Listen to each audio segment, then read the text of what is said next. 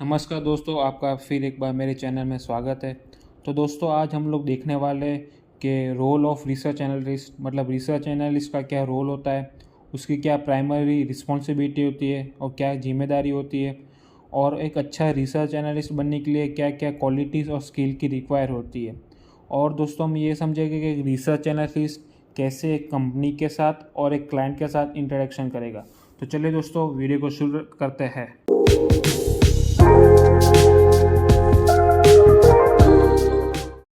तो दोस्तों, चलिए हम लोग समझते हैं कि रिसर्च एनालिस्ट का क्या रोल होता है और क्या काम होता है। तो दोस्तों, इमेजिन कीजिए कि आपको अभी कल नया फ़ोन लेना है। तो आप कौन सा प्रोसेस करेंगे? पहले आपको कौन से प्राइस रेंज में चाहिए, आप वो पहले डिसाइड करोगे। फिर आपको कौन सा ब्रांड चाहिए, वीवो, सैमसंग, वन प्लस, जो भी आपको ब्रांड अच्छा लगता है वो ब्रांड आप चूज़ करोगे। उसके बाद और कुछ टेक्निकल स्पेसिफिकेशन भी देखोगे। किसी को गेमिंग के लिए चाहिए, किसी को खाली वर्क लाइफ के लिए चाहिए। फिर आप उसकी बैटरी चेक करोगे, उसका कैमरा मेगापिक्सल चेक करोगे। ये सब चेक करने के बाद आपको जो कंफर्टेबली अच्छी प्राइस रेंज में अच्छा सब मिलेगा, आप वही फ़ोन को बाय करोगे ना। वैसा ही एक रिसर्च एनालिस्ट का काम होता है। जैसे कि कोई कंपनी या क्लाइंट रिसर्च एनालिस्ट को ये काम देगी, लेट्स सपोज कि रिलायंस कंपनी के ऊपर रिसर्च करो, तो एक रिसर्च एनालिस्ट का यही काम होता है कि जितने भी इंफॉर्मेशन और डेटा जो अवेलेबल है रिलायंस इसके वेबसाइट में या फिर उसके बैलेंस शीट में, पोर्टफोलियो में, हमको ये रिसर्च करना होता है कि कंपनी आने वाले टाइम में ग्रो करेगी तो कैसे करेगी। ये पूरा अच्छे से सब डेटा लेके उसकी पूरा एनालाइज करके हमको रिपोर्ट बनाना होता है, जिससे अपने क्लाइंट और कंपनी डिसीजन ले पाए कि हमको रिलायंस को बाय करना है, कि सेल करना है, कि उसको होल्ड करना है। और ये सब डेटा आपको रिलायंस की वेबसाइट में, रिलायंस के क्वार्टरली रिजल्ट में, आईएमएफ में, बैंक, वर्ल्ड बैंक में और अलग अलग जगह से आपको इन्फॉर्मेशन कलेक्ट करके आपको पूरा एक अच्छे से रिसर्च रिपोर्ट बनाना होता है। तो दोस्तों, अभी हम लोग ये समझेंगे कि रिसर्च एनालिस्ट मतलब आरए का क्या रिस्पॉन्सिबिलिटी होता है और क्या जिम्मेदारी होता है। तो बेसिकली एक रिसर्च एनालिस्ट को तीन पैरामीटर मतलब तीन चीज़ का मेनली ध्यान रखना होता है। फर्स्ट है अंडरस्टैंडिंग ऑफ इकोनॉमी, मतलब कैसी इकोनॉमी चल रही है। फिर understanding of industry and understanding of company, ये तीन में मोस्टली ध्यान देना होता है। तो हम लोग अंडरस्टैंडिंग ऑफ इकोनॉमी में एक रिसर्च एनालिस्ट को ये ध्यान देना होता है कि इकोनॉमी कैसे चल रही है, उसकी फिजिकल पॉलिसी कैसी है, उसकी जीडीपी कैसे ग्रो कर रही है, उसकी मॉनेटरी पॉलिसी कैसी है, फॉरेन डायरेक्ट इन्वेस्टमेंट कैसा है, और उसके पास लीडर कैसा है, और उसके पास कैसे टैक्सेस रेट है, वो कंट्री में कैसे गवर्नमेंट स्पेंड कर रही है, क्या बजट है, ये सब चीज़ इकोनॉमी में देखनी जाती है।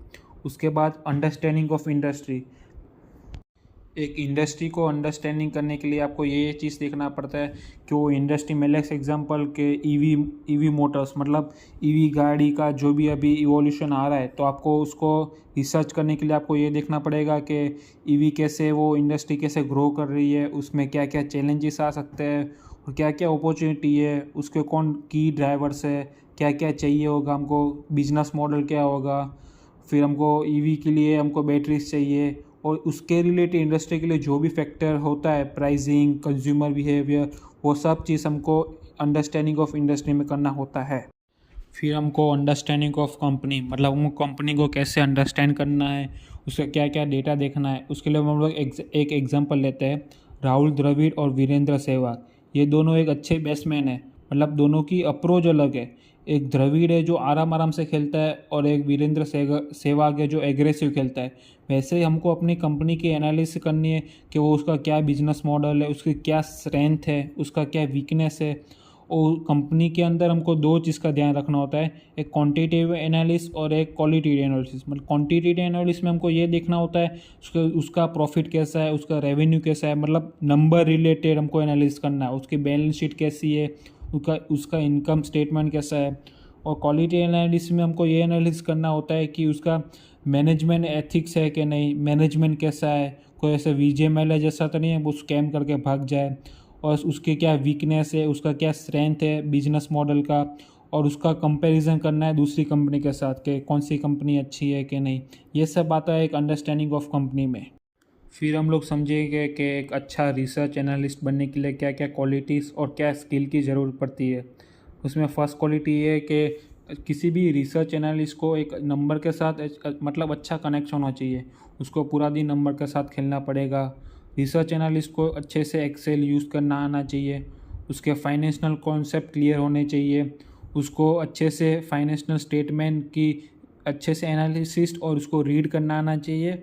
उससे जो वो एक अच्छा सा रिपोर्ट बना पाए। उसको अच्छे अच्छे क्वेश्चंस पूछना आने चाहिए और उसको अटेंशन टू डिटेल मतलब हर एक डिटेल को अटेंशन देना चाहिए। उसके बाद अच्छा सा कम्युनिकेशन स्किल्स और वर्बल स्किल्स लिखने की और बोलने की ये कला होनी चाहिए, जिससे वो अच्छी कंपनी की अंदर इनसाइड ऑफ सीक्रेट अच्छे से निकाल पाए। तो ये सब चीज़ एक रिसर्च एनालिस्ट को अच्छे बनाती है। तो दोस्तों अभी हम लोग ये समझे कि एक रिसर्च एनालिस्ट को कैसी कैसी रिपोर्ट बनानी पड़ती है, मतलब टाइप्स ऑफ रिपोर्ट। तो उसमें फर्स्ट आता है कि सेल साइड एनालिस्ट, मतलब आपको जो भी अभी आप गूगल करोगे ना, कोई भी कंपनी का नाम ले लो, मतलब रिलायंस रिसर्च रिपोर्ट, तो जो आपके वहाँ पे दिखेगी वो सेल साइड रिपोर्ट है। मतलब वो सेल करने के लिए ही है। मतलब जो भी आपको पब्लिक डोमेन में मिल जाए उसको आपको सेल करना, उसको सेल रिपोर्ट बोलते हैं। क्योंकि लेट्स सपोज मोती और ओसवाल है, उसने एक रिसर्च एनालिस्ट पब्लिश की उसकी वेबसाइट में, जिसके देख के जो रिटेल होगा वो उसको देखेगा। उसमें आपको प्राइस टारगेट दिया होगा, स्टॉप लॉस दिया होगा और एंट्री प्राइस दिया होगा। तो ये एक सेल साइज रिपोर्ट है, सेल साइड रिपोर्ट्स है। क्योंकि आप वो सब देखोगे और उसी से आप लोग ट्रेड करोगे तो उसको ब्रोकरेज मिलेगा। इसके लिए ब्रोकर ये सब रिपोर्ट पब्लिश करते हैं। उसको आपको टारगेट तो बहुत कम टाइम मिलेंगे, पर वो उसको सेल साइड रिपोर्ट बोला जाता है। फिर आता है बाई साइड एनालिस्ट, मतलब बाई साइड रिपोर्ट। तो वो जो बड़े बड़े एसेट मैनेजमेंट कंपनी होती है, कोई फॉरेन इन्वेस्टर होता है, कोई क्लाइंट होता है, जिसको समझ लो आप समझ लो आप ही हो, आपके पास 100 करोड़ रुपए है और आपको कोई कंपनी में इसको इन्वेस्ट करना है। तो आपको कैसे मालूम पड़ेगा? आप खाली प्राइस एक्शन देखे तो आप इन्वेस्ट नहीं कर पाओगे ना, आपको उसका पूरा डिटेल एनालिस करना होगा। तो आप एक अच्छे से सेबी रजिस्टर्ड रिसर्च एनालिस्ट को हायर करोगे और उसको आप बोलोगे मुझे एक कंपनी में अपना रिसर्च करके दे, तो वो अपने अपने जो भी नॉलेज होगा उससे डेटा कलेक्ट करके पूरा एक अच्छे से रिपोर्ट बनेगा और वो रिपोर्ट सिर्फ आपके पास ही आएगी। फिर वो रिपोर्ट को देख के आपको अपना डिसीजन बनाना है कि मुझे बाय करना है कि मैं इसको सेल करूं। मतलब जो भी रिपोर्ट आपको पब्लिक डोमेन में ना मिले, मतलब आप ऐसे गूगल करो वैसे वो रिपोर्ट ना मिल जाए ना, वो समझ लेना वो बाय साइड के लिए। क्योंकि बड़े इन्वेस्टर नहीं चाहेंगे कि वो आप कंपनी को खरीदो, पहले बड़े इन्वेस्टर चाहेंगे कि मैं खरीद लूँ, उसके बाद आप लोग सब खरीदो। तो ये रिपोर्ट सिर्फ स्पेसिफिक मेंबर के लिए और ब्रोकर हाउस के लिए ही बनाई जाती है। फिर थर्ड रिपोर्ट है इंडिपेंडेंट रिसर्च एनालिस्ट।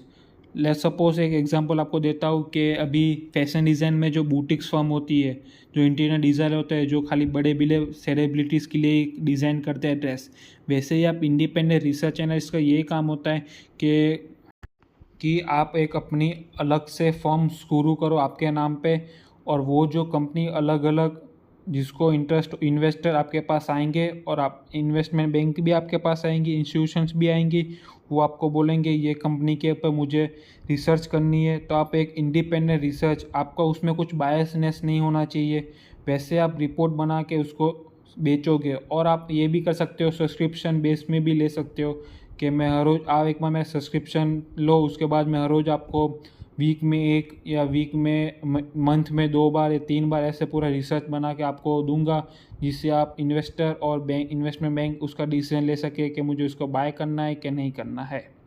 तो दोस्तों ये 3 टाइप का एक रिसर्च एनालिस्ट और रिपोर्ट होता है। तो दोस्तों हमको कैसे इंट्रोडक्शन करना है विथ कंपनी एंड क्लाइंट्स। तो दोस्तों मैं एक एग्जांपल आपको समझाता हूँ। लेट्स सपोज आप एनालिसिस कर रहे होते, उसी टाइम पे समझ लो आप एनालिसिस कर रहे हो किया कार्स का। तो आप उसकी एनुअल मीटिंग में गए, एनुअल मीटिंग एजीएम में गए, और वहाँ पे उसके सीईओ ने बोला कि हमारी कार की इतनी डिमांड है कि आपको 6-6 महीने 1-1 साल की वेटिंग भी होती है। ऐसा आप उसने वहाँ पे क्लेम किया। पर आपको, क्योंकि कंपनी का सीईओ है, वो तो सब पॉजिटिव ही उसकी कंपनी के बारे में बोलेगा, पर आपको उसको क्रॉस चेक करना होता है कि ये सच है कि नहीं। आपको कोई भी लोकल डेपो में, लोकल जगह पे जाके आपको पूछना पड़ेगा कि ये कार हमको चाहिए, तो वो तभी मिल जाती है। मतलब वो सब गलत क्लेम कर रहा है, मतलब ये सब क्रॉस चेकिंग भी आपको करना पड़ेगा। और और जो भी इंफॉर्मेशन आप अपने रिसर्च एनालिस्ट में रिसर्च रिपोर्ट में ला रहे हो, जो भी डेटा ला रहे हो, वो आपको मेक श्योर करना पड़ेगा कि वो डेटा रिलायबल हो, मतलब सच्चा हो, कुछ गलत ना हो, जिससे और वो सब आपको लिंक्स और रिकमेंडेशन वो रिपोर्ट में डालनी होगी, जिससे क्लाइंट आपके ऊपर ज़्यादा विश्वास कर सके और ज़्यादा ट्रस्ट कर सकते। तो दोस्तों यही है पूरा, मैंने आपको पूरा रिसर्च एनालिस्ट का रोल, क्वालिटीज़, रिस्पॉन्सिबिलिटी ये सब समझा दिया। तो दोस्तों कैसा लगा video? Make sure you like, subscribe, और ऐसे ही वीडियो देखने के लिए प्लीज़ सब्सक्राइब माई चैनल और लाइक करके जाना, कमेंट डाउन। Thank you.